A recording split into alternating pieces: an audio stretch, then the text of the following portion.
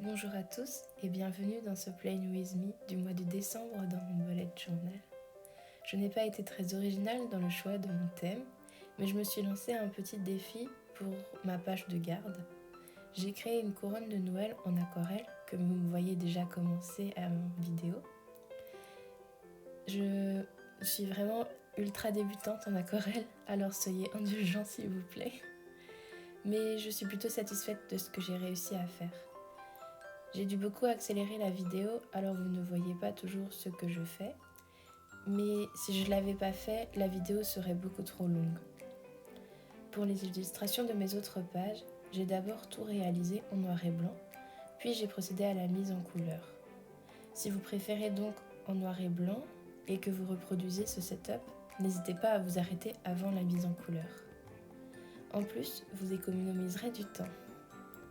J'aimerais beaucoup savoir si vous préférez les pages en noir et blanc ou en couleur. Alors dites-le moi en commentaire sous cette vidéo.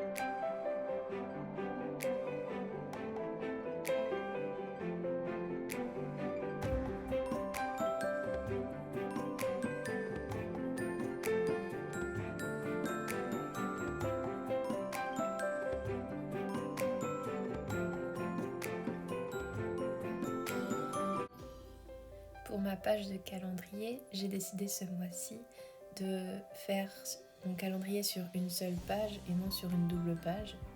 En fait, je me suis rendu compte que j'avais pas besoin en ce moment de plus d'espace puisque vu la situation qu'on vit en ce moment, je n'ai pas tant de choses à écrire sur la page mensuelle. Mais j'aime bien l'avoir tout de même pour voir l'ensemble de mon mois.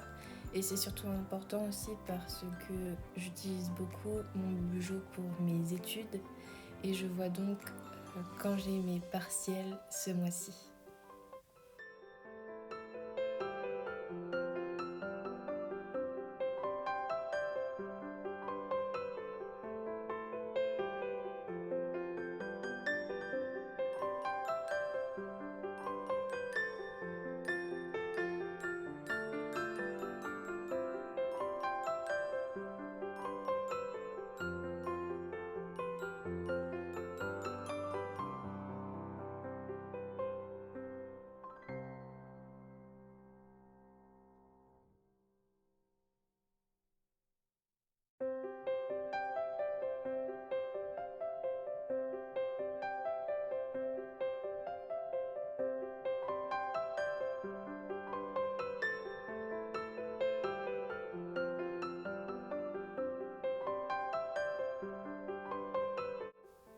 Pour la page suivante, j'ai décidé d'utiliser du papier craft.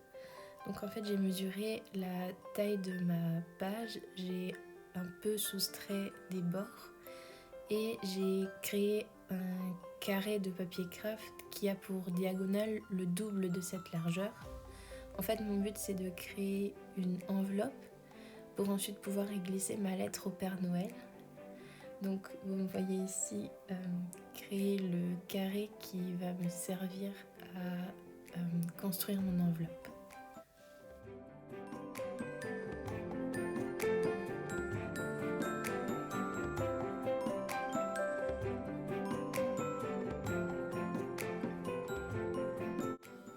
Pour la création de cette enveloppe, je viens donc marquer le centre de mon carré, donc en pliant un peu les deux diagonales, puis je plie les deux coins opposés vers le centre. J'en prends un troisième que je plie beaucoup plus loin, en fait sur le trait que je vous montre ici, et ça forme déjà l'enveloppe. Pour que ce soit plus esthétique, je rabats la pointe qui dépasse. Et donc là, vous pouvez vous aider d'une marque que vous avez déjà, qui vous montre bien le centre. Ensuite, je suis venue en coller pour fermer mon enveloppe. Il faut juste faire attention que vous ne mettiez pas de colle en haut, parce que sinon votre enveloppe sera entièrement fermée et vous ne pourrez plus y insérer quelque chose. C'est ce que je vous montre ici avec le petit papier. Je vais ensuite la coller dans mon carnet.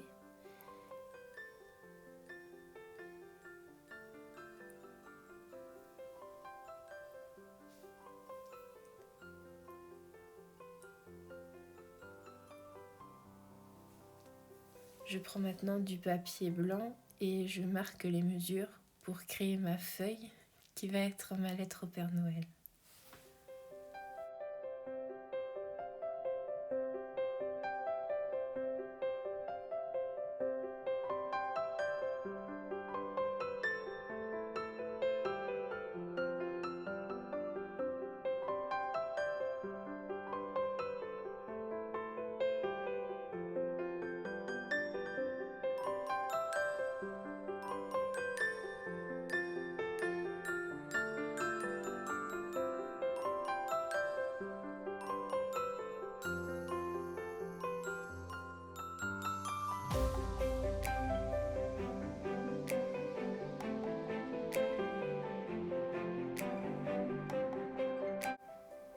Donc ici pour votre lettre, si vous voulez des traits bien droits, ce que j'ai fait c'est que j'ai posé ma feuille sur mon carnet et je me suis aidée des pointillés qu'il y avait de part et d'autre de la feuille pour tirer des traits qui étaient bien alignés et bien droits. Je passe déjà à la page suivante, donc, qui est une page d'idées de cadeaux. Donc j'ai créé plusieurs catégories pour pouvoir sectionner mes idées de cadeaux. Et vous pouvez voir qu'il y a une petite catégorie Instagram, donc je vous invite à me rejoindre sur Instagram parce qu'il y a quelques petits cadeaux qui sont prévus pour ce mois de décembre. Je plie en fait cette page et je la fais tenir avec un masking tape, comme ça je suis sûre que personne de ma famille ne pourra regarder sans faire exprès quel cadeau il va recevoir. Et j'ai déjà créé la prochaine catégorie qui est Next Month, donc le mois prochain. Et j'en ai extrêmement besoin parce que en fin de mois surtout, j'ai très souvent des choses qui sont pour le mois prochain, surtout à l'école. Et il me faut absolument un endroit pour pouvoir noter tout ça. Ensuite, je me suis amusée, pour une fois, j'ai mis une petite citation, ça ne m'arrive pas très souvent. Mais j'ai trouvé que c'était très mignon et j'avais de l'espace, donc voilà.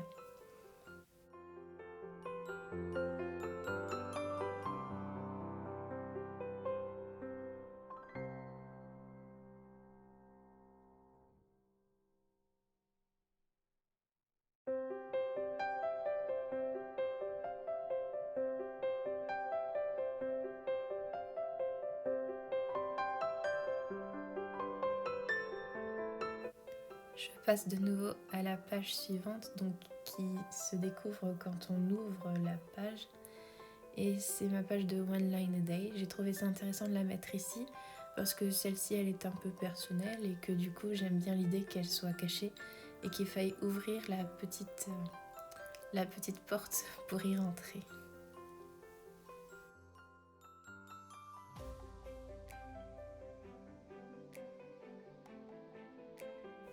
Mes pages de Habit Tracker et Mood Tracker n'ont pas beaucoup changé. J'utilise toujours encore mes petits calendriers à cocher pour mon Habit Tracker. En fait, je les aime bien parce que ça me permet de bien séquencer mes différentes habitudes. Mais je peux le faire uniquement parce que je n'en traque que 6. Si j'en avais plus, je pense que j'utiliserais un spread plutôt en calendrier comme on peut le voir habituellement. Ensuite, j'ai testé une nouvelle écriture pour écrire Habit et Mood. En fait, elle prend tout son sens avec la colorisation, vous le verrez plus tard. Et pour le mood, j'ai comme d'habitude aussi utilisé un dessin colorié au fur et à mesure avec une légende. Et cette fois-ci, j'ai fait un dessin qui était très minutieux. C'est pas forcément mon habitude. Ça m'a pris énormément de temps, je vous l'avoue. Alors si vous n'avez pas la motivation, vous pouvez par exemple simplement faire 31 petits sapins très simples ou 31 bonhommes de neige par exemple.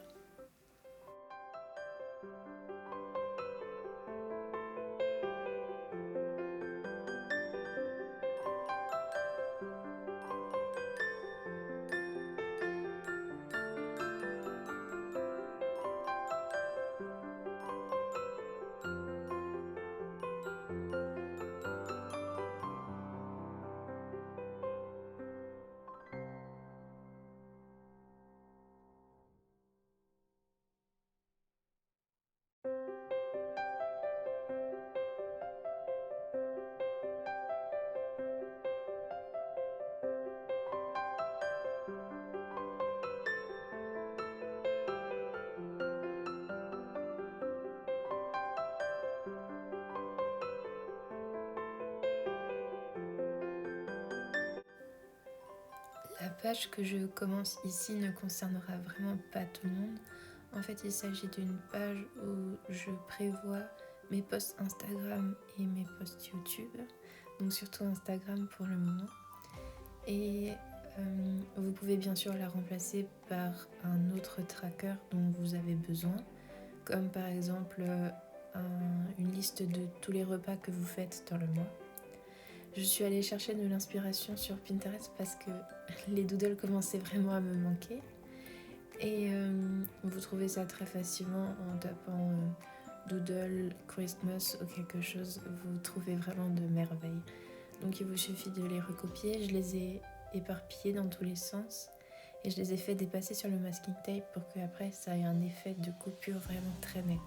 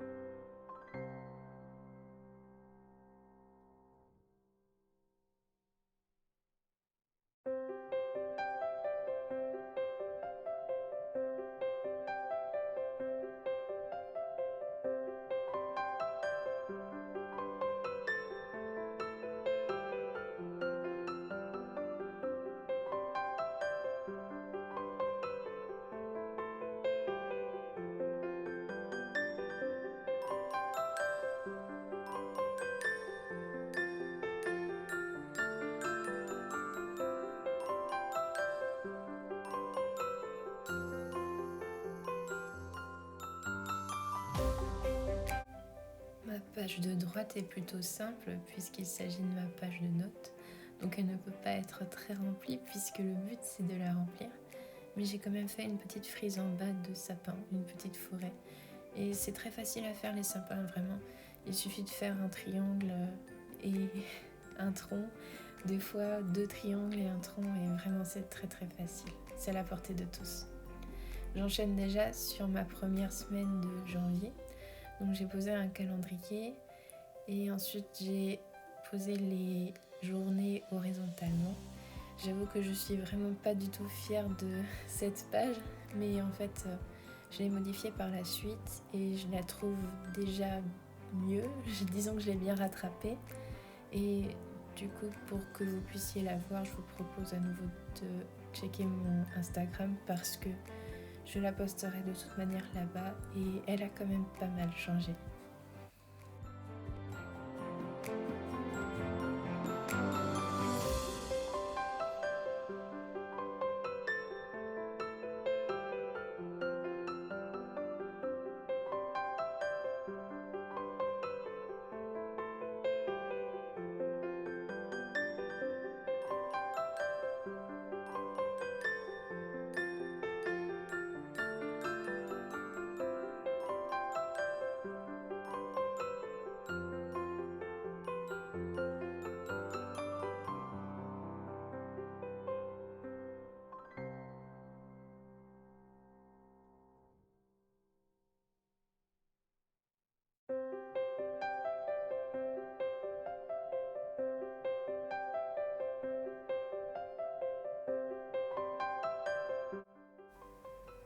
On passe déjà à la colorisation ici. J'avoue que c'est mon mouvement préféré parce que je trouve ça vraiment drôle de voir en accéléré toutes les couleurs qui s'ajoutent dans mon journal.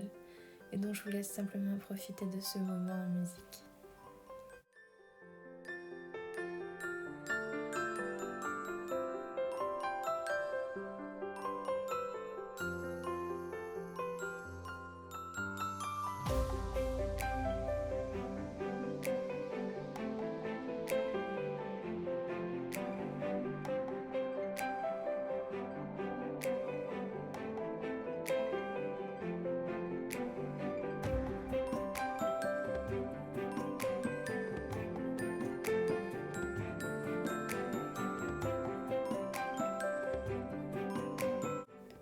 Vous apercevez de temps en temps un petit museau qui vient dans le champ de la caméra. C'est mon petit chat Rico. Il était très amusé par le fait de voir tous ces stylos qui bougeaient dans tous les sens. Et je suis vraiment désolée, mais après son passage, il avait tout détruit et le champ de la caméra n'est plus exact. Mais ça en valait la peine, il était trop mignon.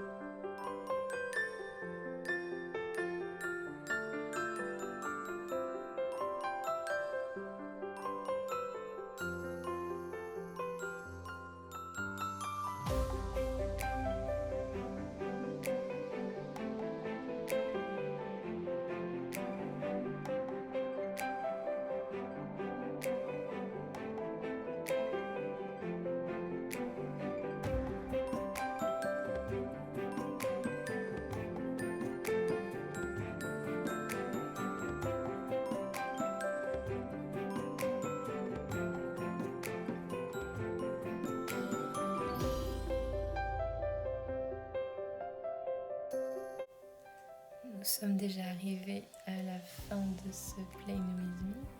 Merci beaucoup d'avoir regardé cette vidéo. Je vous invite à laisser un commentaire pour me dire si ça vous a plu, à vous abonner également parce que je compte poster plein d'autres Play With Me. Et je vous laisse sur ce flip-through. Merci beaucoup.